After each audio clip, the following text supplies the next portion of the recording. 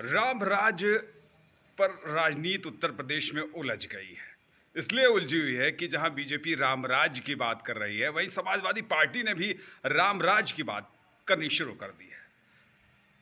आज अखिलेश यादव ने एक बयान में कहा कि उत्तर प्रदेश में भी रामराज होना चाहिए, लेकिन जब तक जाति गणना नहीं होगी तब तक उत्तर प्रदेश में रामराज आ ही नहीं सकता। उन्होंने कहा कि जो लोग रामराज की बात करते हैं वो आखिर इस बात से कैसे मुकर होते हैं कि जातिगत जनगणना क्यों नहीं कराना चाहते, क्योंकि अगर जातिगत जनगणना होगी तभी जातियों के आधार पर लोगों को आरक्षण मिलेगा और उसका उनको लाभ मिलेगा, वो भी संख्या के अधिकार पर। इससे पहले भी ओम प्रकाश राजभर ने भी इस तरह के बात कई बार मुद्दे उठाए कि जिसकी जितनी संख्या भारी उसकी हो उतनी हिस्सेदारी, तो ये सवाल उन्होंने भी किया हुआ।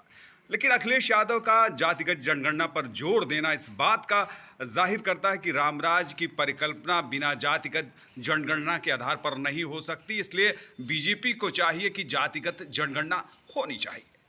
उससे पहले शिवपाल यादव ने भी इस बात पर रामराज पर ही एक कथन कहा था कि रावण का अंत हुआ, एक दुष्ट रावण का अंत हुआ, इसके बाद राम ने सत्य की लड़ाई लड़ी और सत्य की जीत हुई। उन्होंने कहा कि रामराज ऐसे नहीं आएगा, बिना समाजवाद के रामराज की परिकल्पना करना बेकार है।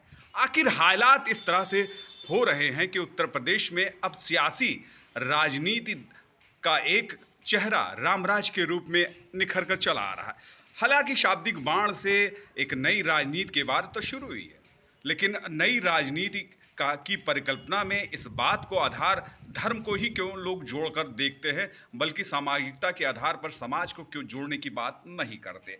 धर्म एक आईना है और सही है कि धर्म से लोगों को सीख मिलती है अच्छे और बुरे की, लेकिन धर्म को अगर राजनीति से जब जोड़ दिया जाता है तो ये परिकल्पना कुछ अलग हो जाती है। हालांकि समाजवादी पार्टी के अखिलेश यादव के बयान के बाद से सियासी बातचीत का दौर फिर से शुरू हो गया और एक हलचल सी मची हुई है कि आखिर जातिगत जनगणना जब बिहार में हो सकती है तो उत्तर प्रदेश में क्यों नहीं, क्योंकि उत्तर प्रदेश में अधिकतर ओबीसी वोट जहां तक देखा जाए वो भारतीय जनता पार्टी के खेमे में गया और भारतीय जनता पार्टी इसका लाभ उठा चुकी है और अगले चुनाव में भी लाभ उठाना चाहेगी। उसी तरह उसने अभी जो एमएलसी का जो रिक्त स्थान थे मनोनीत वाले, उसमें भी अधिकतर उसने बैकवर्डों को सहभागिता जाति के आधार पर दिया, जिसमें रामसूरत राजभर का नाम बहुत पहले आया।